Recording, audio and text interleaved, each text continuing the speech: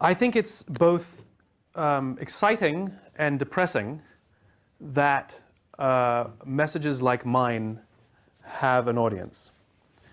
You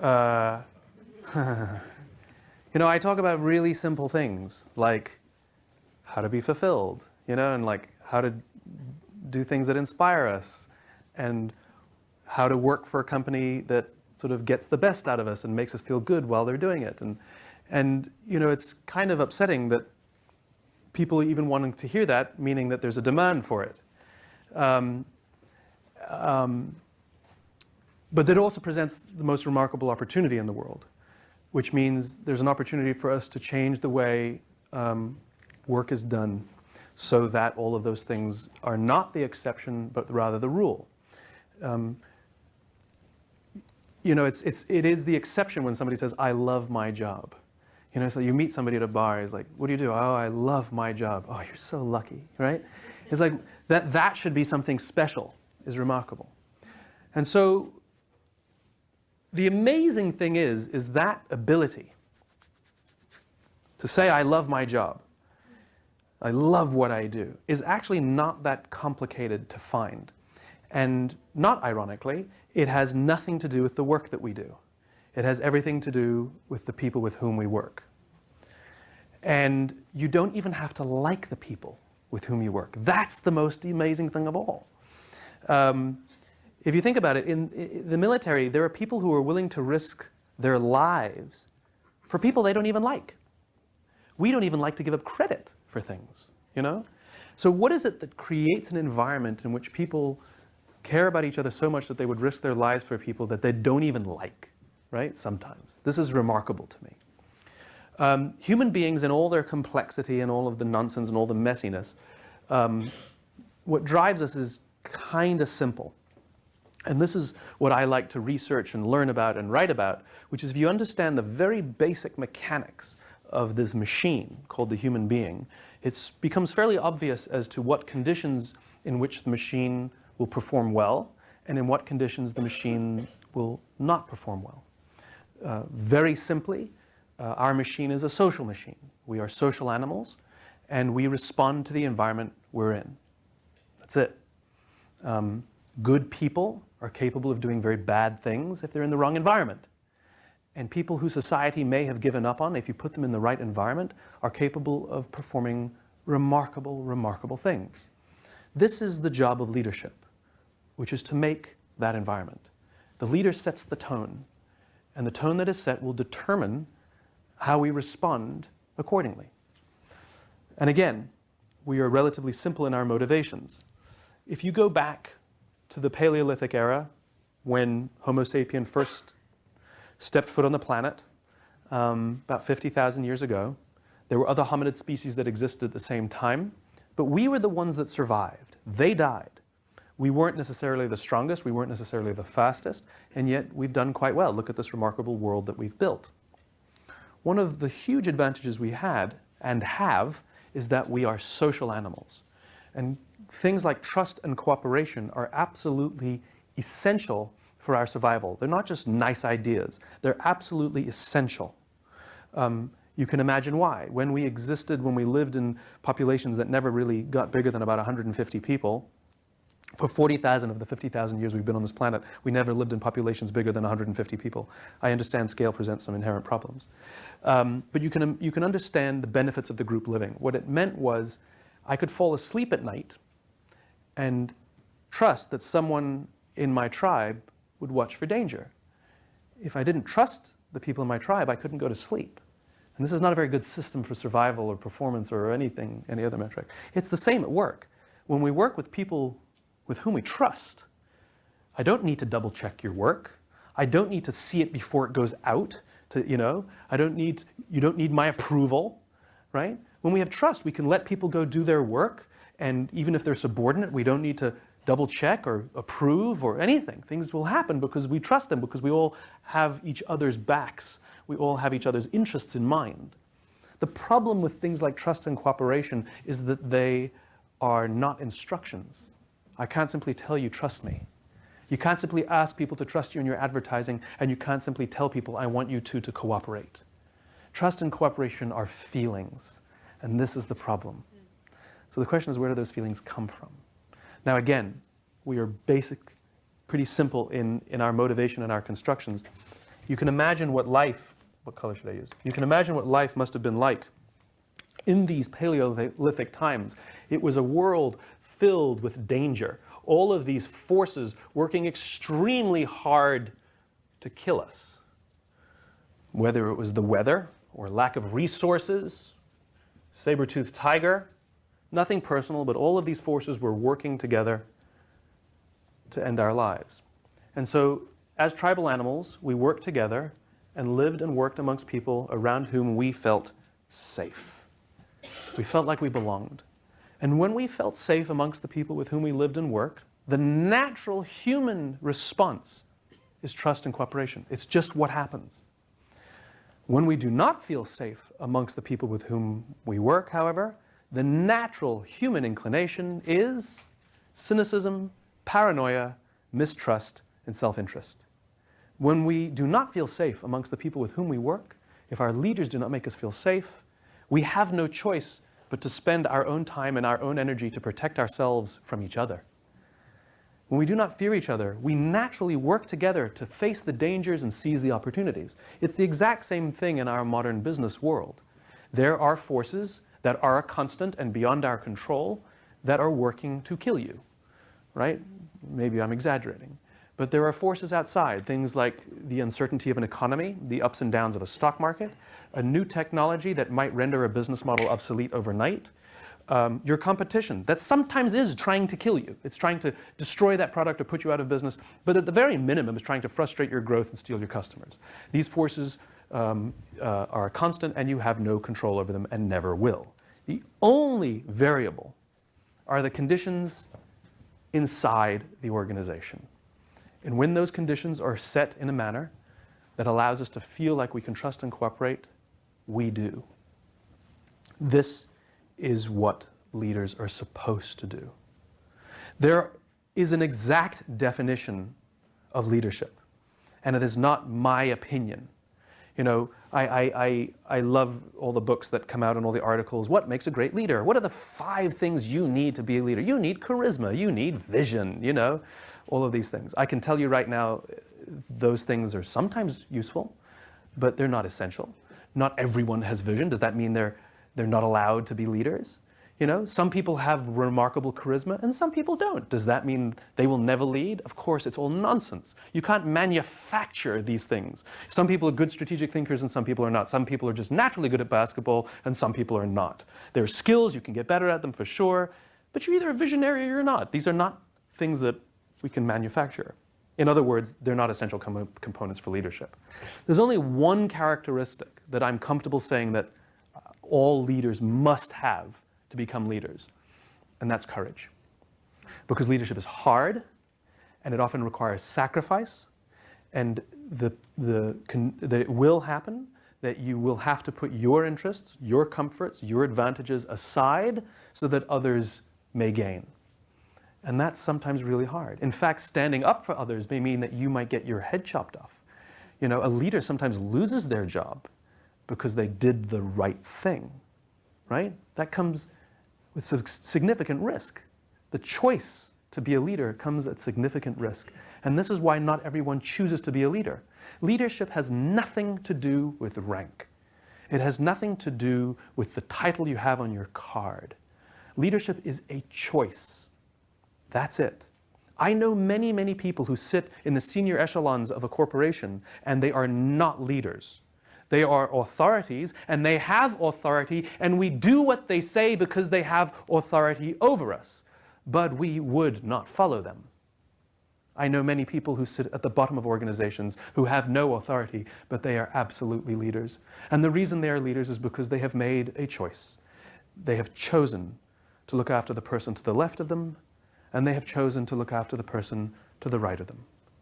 It doesn't always mean they have to sacrifice their interests, but when it really counts, sometimes they choose to sacrifice their interests because it's in the interest of the person to the left and to the right of them. This is what leadership is. The role of leaders is not an accident either. It's built into our anthropology. It's part of our survival, the reason we have hierarchy and we have leaders. For those times when we lived in these austere conditions, we had a little bit of a problem. It was a very practical problem.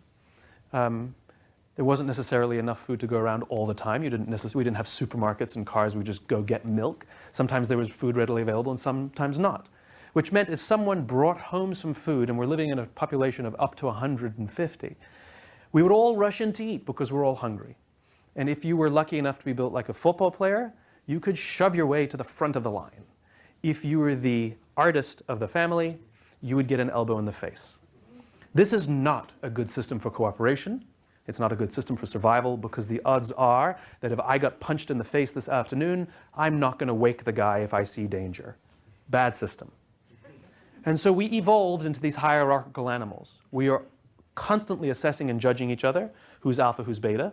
We are naturally hierarchical, and we always organize ourselves in hierarchies. So even in meetings, we go to a meeting like, everybody's equal, I want you guys to work together. It's not going to happen. We are never equals. We always assess, we always judge, we always allow some others some deference and the role of leadership, and some of us defer and sort of take a more subordinate role. It always happens. Not necessarily a bad thing. And again, the reasons are very practical based on our history. Because what would happen was, when we would assess someone as our alpha, and let me be clear, your capacity to be an alpha in any population is not an absolute. It is relative to the population you're in. So you might be a technologist or an engineer, and you might think you're the hottest, best, most fantastic engineer, and so does everybody else, and you walk around like this, and you go take a dance class, all of a sudden your ego's not so big anymore, right? We've all had the experience, right? We've all had the experience where we shake someone's hand and we're nervous. You're not the alpha, you know? Or when we can sense that someone's nervous meeting us, you're the alpha, right? It's a relative scale. So when we assess that someone in the population is alpha, we voluntarily step back and allow them first choice of meat and first choice of mate. We let them eat first. We may not get the best choice of meat, but we will eat eventually, and we didn't have to get an elbow in the face to get that food. Good system. To this day, we are very comfortable with paying deference and offering advantages to those more senior than us. There's not a single person in this room, zero, that has a problem with somebody more senior than you at the company making more money than you as a salary, having a bigger salary than you. Doesn't bother you at all. You might think they're an idiot, but it doesn't actually bother you that they make more money than you because they outrank you. No issue. It doesn't bother us at all that somebody more senior than us has a bigger office or a better parking space. It is of no issue whatsoever.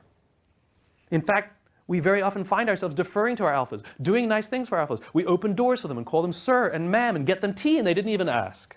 I can promise you that if, as you were walking out of this room, if Steven Spielberg happened to walk in, you would hold the door open for him. And then you would go home and tell your spouse or your boyfriend or your girlfriend, you'll never believe what happened today. I held the door open for Steven Spielberg. How come you don't advertise when you hold the door open for anybody else? It's because we're proud to sometimes do menial labor for those who we perceive as alphas in our system. We're proud to work for the groups that they lead and the organizations that they lead. By the way, you can't lead a company. You can run a company. You can only lead people. And so this whole idea of deference and how we always defer and sort of volunteer to these alphas is a natural human response, and it's a survival instinct, and it's all about this. And that's the point. None of those perks that you get for being the leader, for being the alpha, none of them come free. They come at a very high expense. You see, the group is not dumb. We expect that the person who's better fed, the person who's actually stronger or smarter than us, the person who has a higher self-confidence, has more self-confidence because of all our love and deference and hello sir and hello ma'am, it actually boosts their self-confidence. We expect that this more confident, stronger, better fed person, when danger threatens the tribe, we expect them to rush towards the danger to protect us. That's the cost of leadership. That's why we gave you first choice of mate, because you might die. And we want to keep your genes in the gene pool. We're not stupid. And this is what it means to be a leader, the willingness to rush towards the danger to protect those in your care. It is a choice. You don't have to be a leader. It is a choice. If you don't like the costs of leadership, you may not accept the perks of leadership because they do not come for free. This is the reason why we are so viscerally offended by some of the banking CEOs have these disproportionate salaries and bonus structures. It's not the money that offends us. It's that we know deep inside us that they have violated the very definition of what it means to be a leader. They have accepted all of the perks and bonuses and benefits of being the leader, and yet they're not willing to make any of the sacrifices for the role that they have accepted. In other words, we know that they allowed their people to be sacrificed for them to keep their bonuses and perks and advantages. Worse, sometimes they chose to sacrifice their people to protect their bonuses and their perks. This is what so offends us. It's not the money. If I told you we're going to give a $150 million bonus to Nelson Mandela, does anyone have a problem with that? No. How about a $250 million bonus to Mother Teresa? Got an issue with that? No. It's not the money. It's not the money. It's that leadership is a choice. And in our modern day and age, unfortunately, many of the people who like to call themselves leaders are not leaders at all. They are authorities. That's all they are. And we have to do what they say because they have authority over us, but we would not follow them. And this is a problem. Because when we do not feel that they have our backs, when we do not feel safe working inside their organizations, they force us to spend our time and our energy to protect ourselves from them. And the organization itself suffers. It's what happens. It's ironic to me that organizations like your own, who want to drive innovation and ideas and new ways of thinking, would in the same breath lay people off because they didn't make the numbers in 1 year. You do realize that those two concepts are completely counterproductive. It's like talking to a CEO and I ask, what are your priorities? They say, we have two priorities, innovation and efficiency. Not possible. There is nothing efficient about innovation. Try, fail, try, fail, try, fail, try, fail, try, fail, try, fail, succeed. Not efficient. It takes you throw money to try things out. You can be innovative or you can be efficient. You can be efficient and hope for innovation, and you can be innovative and hope for efficiency. There's always going to be one subordinate to the other. Not bad, not better or worse, but let's not kid ourselves and think that they can be equal grounds. They cannot. It is impossible. But worse, an organization that claims or hopes or desires or aspires to be innovative must, at every expense, commit themselves to the safety of their people. Because only when we feel safe and protected will we voluntarily commit ourselves to the support of each other and the advancement of the vision. There are very simple ways to do this. Here are just a few. Great leaders would never sacrifice the numbers, would never sacrifice the people to save the numbers. Great leaders would sacrifice the numbers to save the people. And so when we live in a day and age where our leaders are so comfortable sending you home to tell your spouse and your kids, I'm sorry, I no longer have an income because the company had to make its numbers for the year. Forget about the people who lost their jobs. What about the people who didn't get laid off? How inspired do you think they feel to come back to work every day? How safe do you think they feel? Do you think we're going to give our best knowing at the next time if the company doesn't make its numbers? By the way, which may or may not have anything to do with us. Remember all of those outside dangers, the ups and downs of technologies, the ups and downs of stock markets, the ups and downs of economies?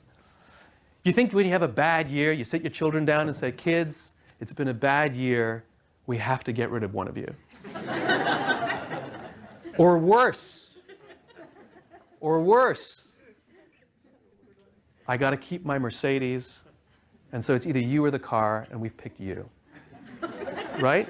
No, we tighten the belt. We work together. We figure out ways to make it happen, to see it through the hard times. We cannot judge the quality of a crew based on how they perform in good times. We judge the quality of the crew by how they perform in rough waters. And unfortunately, we throw our crew overboard when we hit rough waters. What makes them want to commit to see the ships make it through the rough waters? What they do is they sit down and watch their own backs because nobody else is going to watch my back. There is no innovation in a group like that. There is no innovation in a group like that. Backstabbing, idea stealing, plenty of that. Nothing personal, got to look after numero uno. So number one, people come first. Numbers are always subordinate to people. Numbers will not rescue you in hard times. People will. Numbers will not come up with new ideas. People will. Numbers are not innovative. People are. That's number one. Another one, which is really, really, really easy, is honesty. It's really easy to be honest. Just tell the truth. And if you tell the truth on a regular basis, we will say you have integrity. That's all it means. These are really basic concepts. So for example, if somebody calls and a secretary picks up the phone and says, Dave's on the phone, and you say, tell him I'm not here, you've just sanctioned lying inside your organization. That's what you've done. You have said that when it suits you, even if these lies are small, you may tell lies. That was dishonest. I went to visit Quantico Marine Base, where the Marine Corps selects their officers. And on the day I was there, true story, I was waiting in a conference room for the colonel in charge of OCS to come and give us a briefing on the base about OCS, about the selection process. And he arrived late. Marines don't ever arrive late. And he showed up late. He came in and apologized. He said, I'm sorry, we've had an incident with one of our Marines. So I go, what happened? You know? He said, well, we're considering throwing him out of OCS, which means throwing him out of the Marine Corps. And I'm thinking, what law did he break? What did he do? So I said, what did he do? And the colonel said, he fell asleep on watch. And I said, that's it? He fell asleep on watch in the woods of Virginia. You know? I'm like, you guys are tough. He said, and then he explained. He said, no, you don't understand. He said, when we asked him about it, he denied it. When we asked him about it again, he denied it again. And only when we gave him irrefutable proof did he say, quote, I want to take responsibility for my actions. The problem we have, he said, is we believe you take responsibility for your actions at the time you perform your actions, not at the time you get caught. We have another Marine who fell asleep on watch. He admitted it. He got punished. We have no problem with him.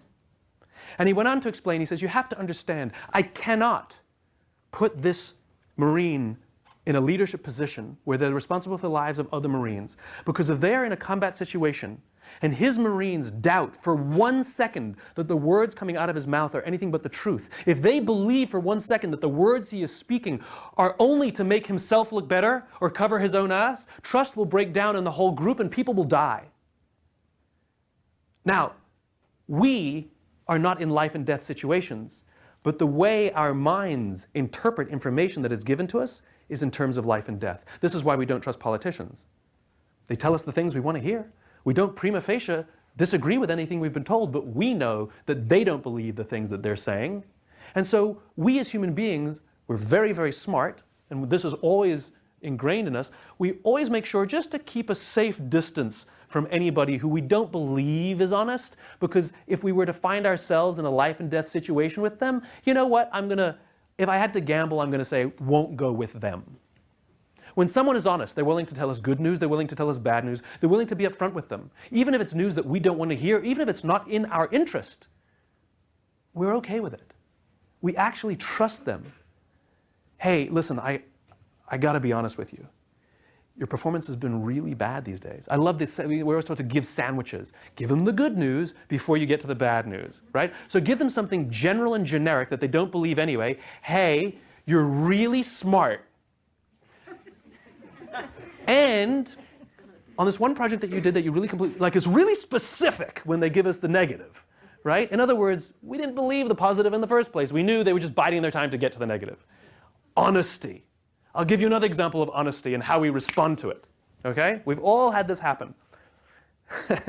You get an email that says to you, Dear Simon, I'd get that, you wouldn't get that.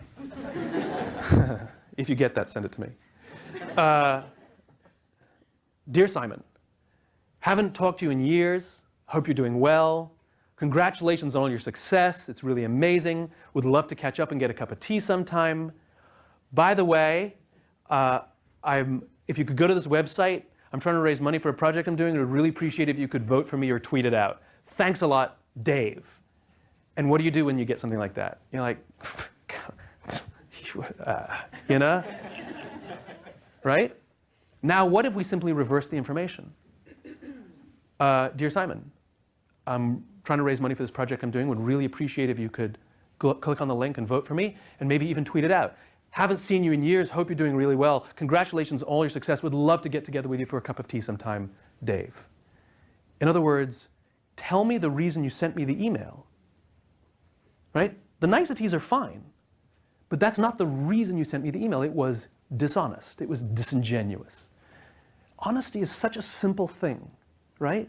It's such a simple thing, and when it is afforded to us, we respond with loyalty and trust and commitment and devotion and loyalty, because why wouldn't we? By telling me accurate information, it helps me better survive. I like that. I appreciate that. I'm going to stand next to the honest one. Honesty is king. Hard, but important. And if we screw up, be honest about the screw up. I want you to know I wasn't honest with you. I was in a weird position, and I should have told you the truth, and I didn't. I got embarrassed, and then I made it worse. I know. I don't know. I'm sorry. I'm ashamed. You know, like we can be honest about the failings even. We can accept punishments. Great organizations, if people screw up, you can be punished, but it doesn't mean you'll lose your job. If we fear that we will lose our jobs, we don't work in safe organizations. If we fear getting in trouble, that's okay. I mean, we fear getting in trouble from our parents. We don't fear that they're going to throw us out of the house, right? Same thing. Same thing. Here's another thing that is easy to do and is a component of leadership, right? Allowing others to fail. My friend David Marquet, who wrote an amazing book called Turn the Ship Around, check it out, Marquet, was a captain of a submarine, nuclear-powered Los Angeles-class fast attack sub. And Marquet believed, like many of us do, that his credibility as a leader was closely tied to his competence, to his intelligence. You know, we believe that we have to know as much or more than those in our report because this is what gives us credibility as leaders, right?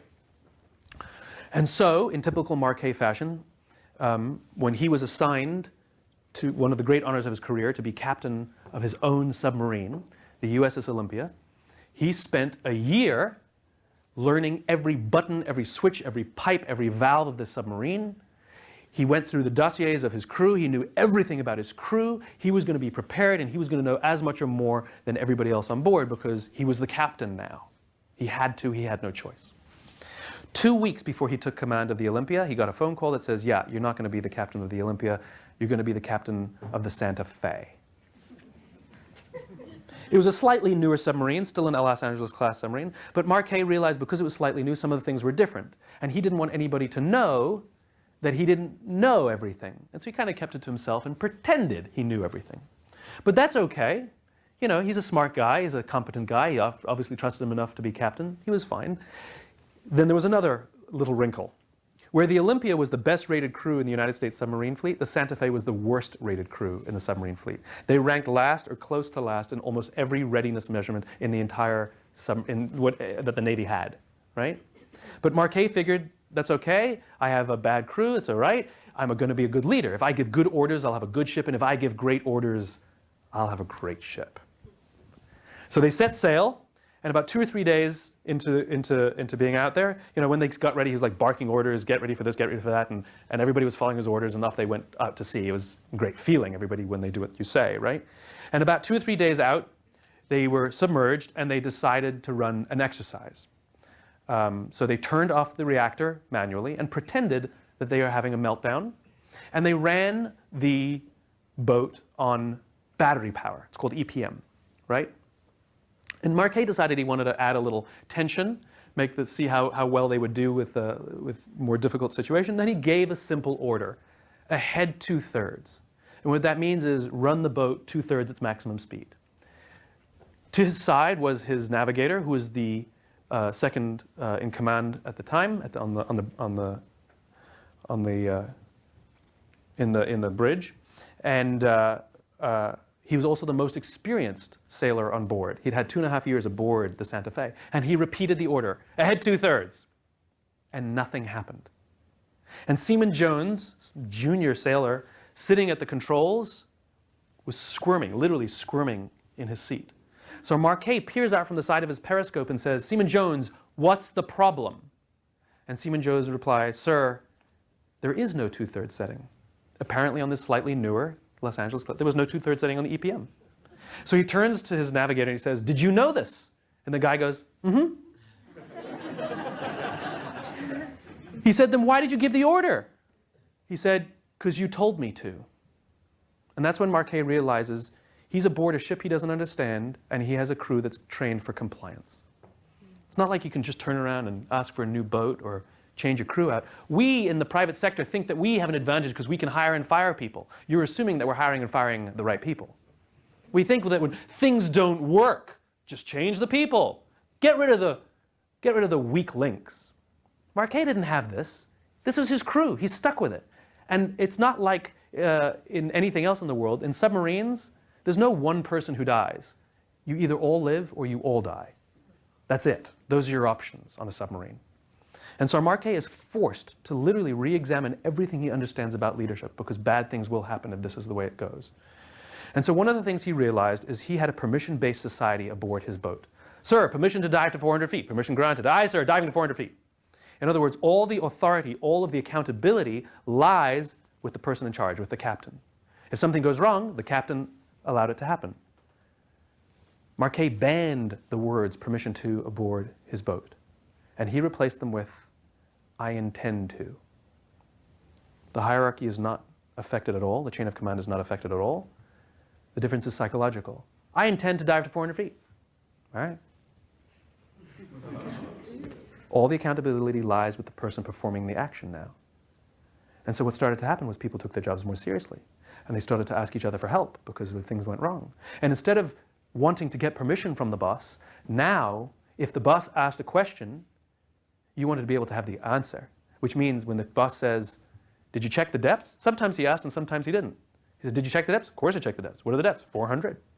You know? In other words, you could never be caught not knowing before you made a decision. Accountability went up.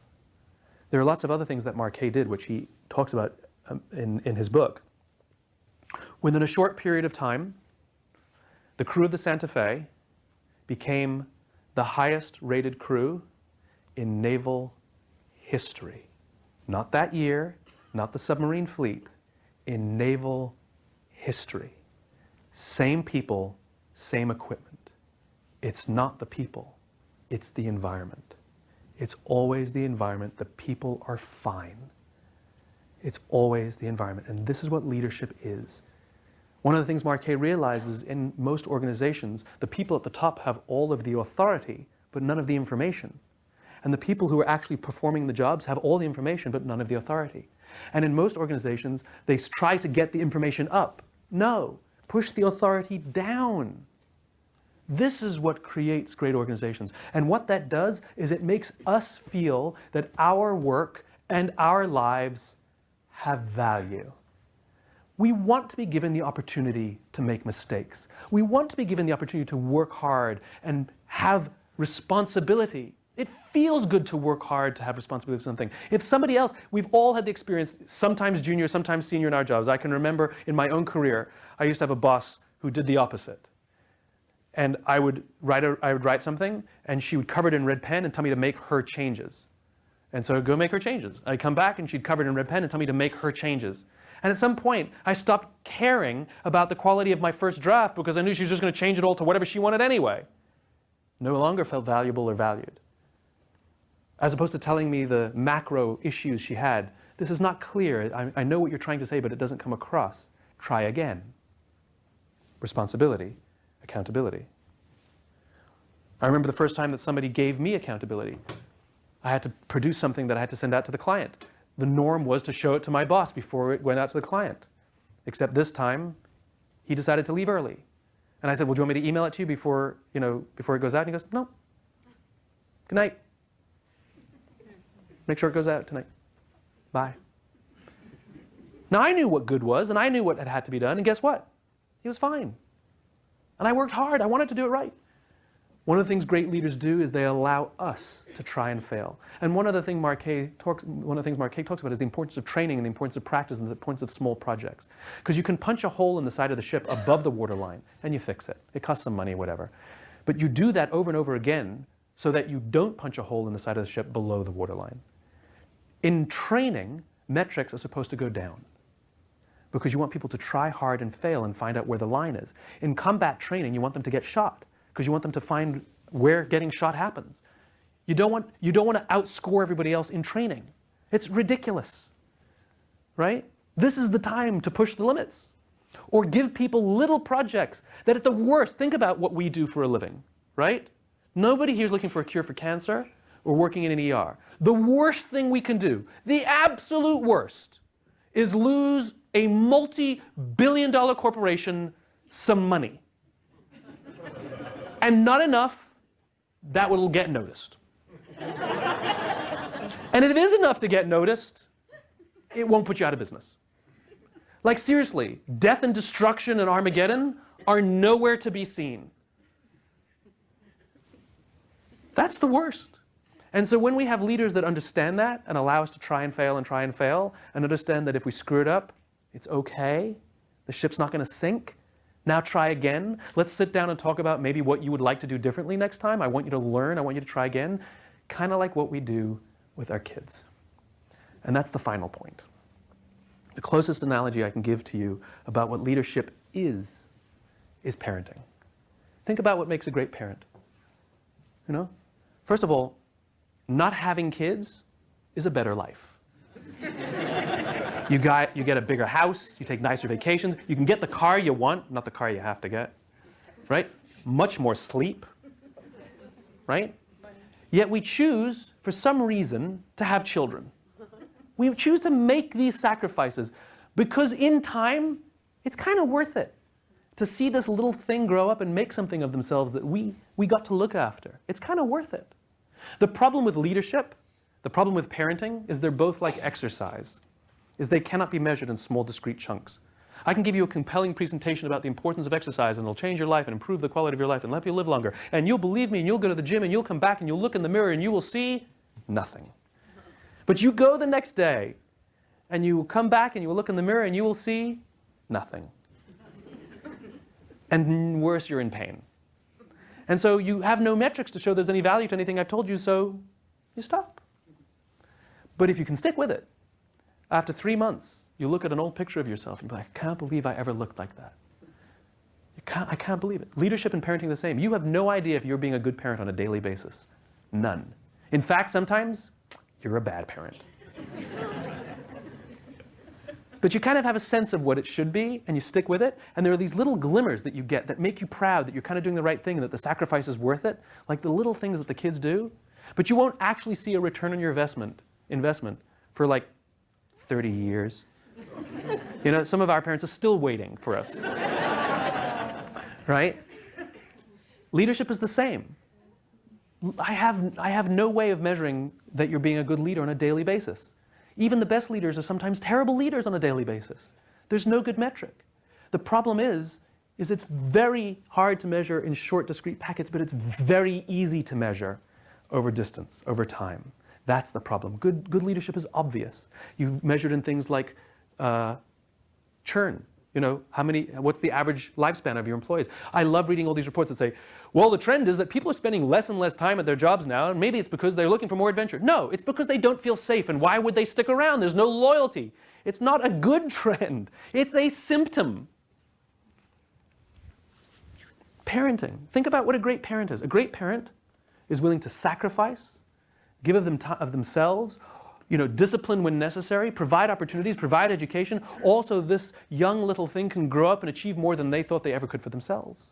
What's a great leader? Somebody who's willing to sacrifice and give of themselves and provide opportunities, education, discipline when necessary, sometimes help them up, sometimes make them get up themselves, all so they'll grow up and build confidence and achieve things I couldn't even achieve for myself.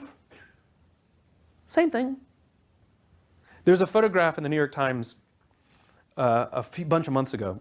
Do you remember those shootings in Kenya? And the amazing thing was there was a photographer who was on the scene. Usually we see the aftermath, right? And this particular one, there was a photographer in the mall. And so we got to see pictures of what was going on. And there's one photograph, you can look it up, it's online. There's one photo, Taylor Hicks is the photographer's name, not the same Taylor Hicks. There's a photograph of a mother lying on top of her child. Okay, now think about that. At the sound of a gun, it's a mother's instinct to throw herself onto her child, potentially risking her own life to ensure that the life of this young, precious thing will survive her. Now, on other days, mom gets to do what mom says because I'm the mom. And sometimes mom takes the liberties and enjoys the liberties of being the leader and being the one in charge. But when it matters, when the child's life, survival are at stake, there's no question what a good mother does. They throw themselves on top of their child, no question asked, even at personal sacrifice.